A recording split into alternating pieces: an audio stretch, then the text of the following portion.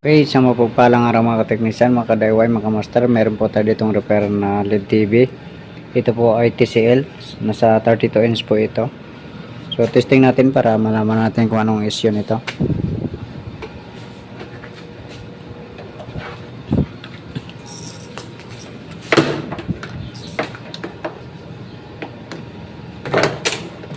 Ito, saksak natin.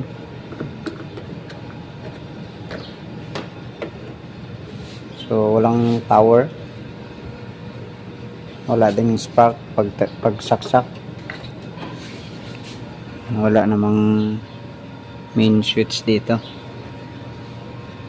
Okay, sige, samahan nyo ako, buksan po natin ito.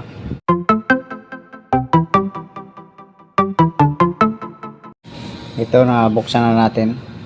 So 3-in-1 lang ang kanyang board. Ito naman ang kanyang model. Ito, LED 32T 3000D.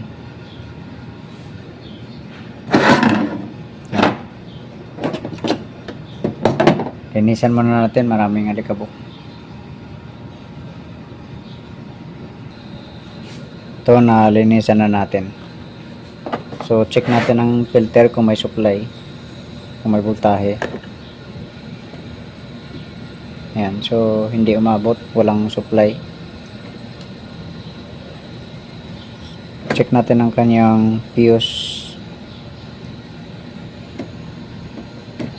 Ito yung fuse niya.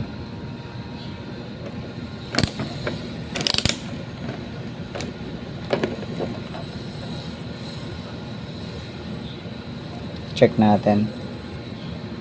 Open ang fuse. Malamang grounded to. Check natin dito. Ayan. Ito yung forward, reverse natin. Ayun, grounded nga. Grounded. Okay, check natin dito kung sira yung diode. Ito, may reverse siya. Ito yung forward, reverse. Ayan, grounded. Okay, ito. Bali, ang una na lang nating chinek ay ang regulator, yung MOSFET. Kasi kung itong diode ang unahin natin, 4 na piraso, ito isa lang. So check natin itong MOSFET, times 10 ang ating range.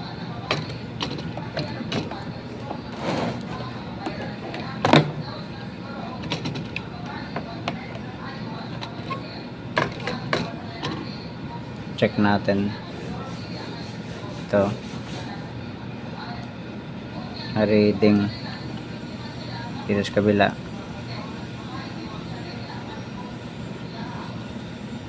Walang reading. Reverse natin.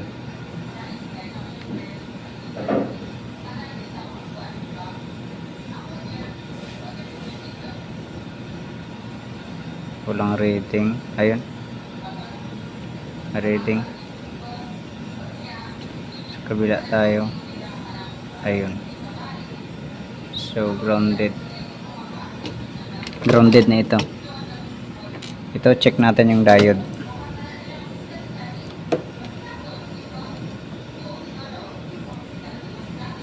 Wala. Good. Itong isa, wala rin. Ito,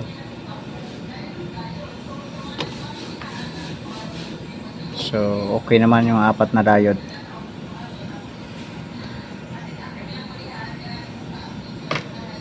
Bali, ano na lang tayo nito, 4 wires na lang.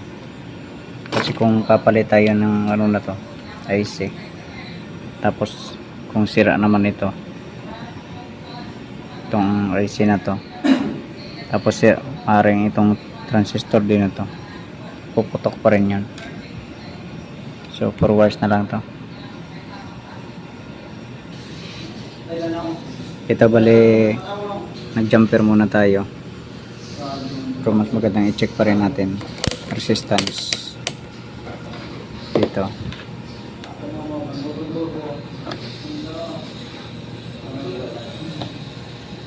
So wala namang short. So nag-jumper lang tayo ng mga nasa 3 ampere lang to, kasi 3.15 ang orig nya, 3.15 ampere. So saksak muna natin para malaman natin kung good dito yung yung connection sa pinaka power supply. Okay, saksak natin.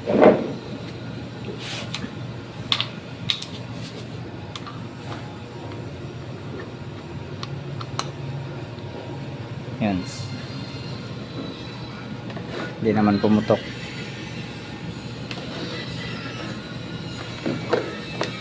Check natin yung supply sa primary kung may voltahe. So meron, ibig sabihin okay na dito. Bali hanap tayo ng forwards. Bali tanggalin na lang natin din itong IC na to, baka grounded na yan or leak na yan kaya delikado pa, madamay ang forwards. Okay, punutin muna natin at saka i-discharge yun.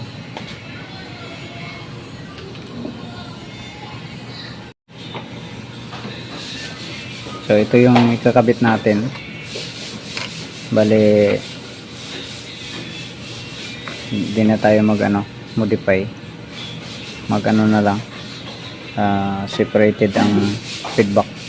Itong feedback ang gamitin natin pa rin. So kaya minsan gumagamit lang tayo ng modify, kasi pag hindi natin alam ang mga voltahe sa secondary kung ilang volts. Pero kung alam naman natin, halimbawa nito 12 volts, bali gagamit lang, dito lang tayo mag-adjust. So dito yan nakakonect. Ayan, dito yan nakakonect. Tapos itong item dito sa negative ng capacitor. Tapos itong dilaw dito sa positive, dito sa 12 volts. Itong blue dito sa ground. Kahit saan lang dito, basta sa ground lang. Pali tinanggal na natin yung IC dito.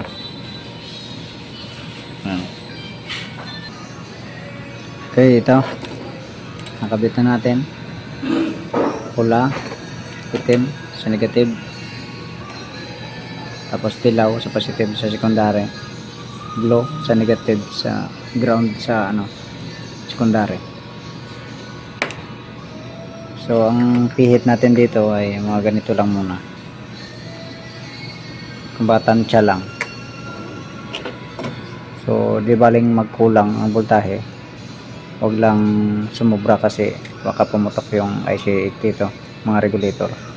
So dapat mababa lang muna, tapos amat-amat ng bago magsaksak, bago pala paikot, bunutin muna, tapos dagdag lang ng dagdag. So ito, bali dito lang muna ang settings natin.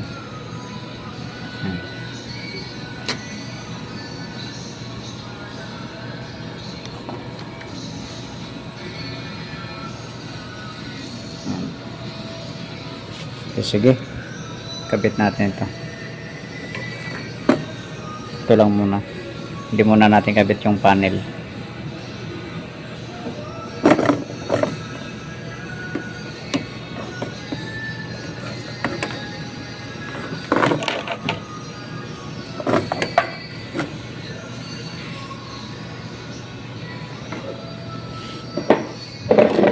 Okay, saksak natin.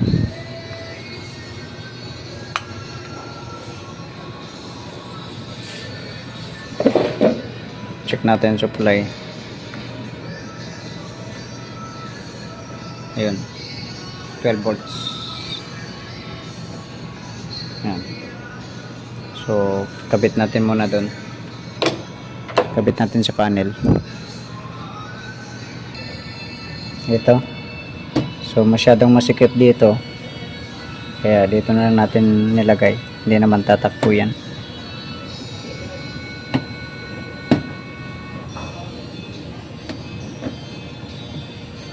Maliit kasi yung takip. Okay. Testing na natin.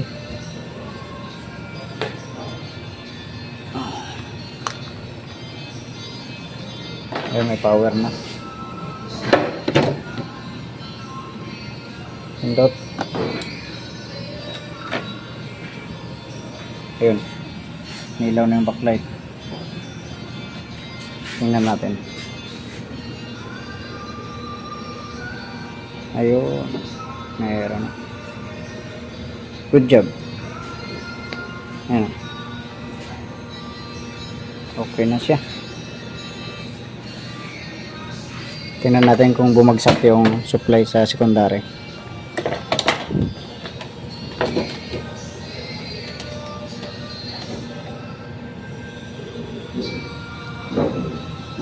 Volts pa rin. So pag ganitong setup pang madalian, lalo na kung maraming nakapila, kaya pagkatapos nito meron pa tayong ayusin uli, kaya kailangan natin magmadali. Isa pa kung wala ka naman ng pampalit ng ganito, tapos itong IC na to, partner kasi ito. Yan.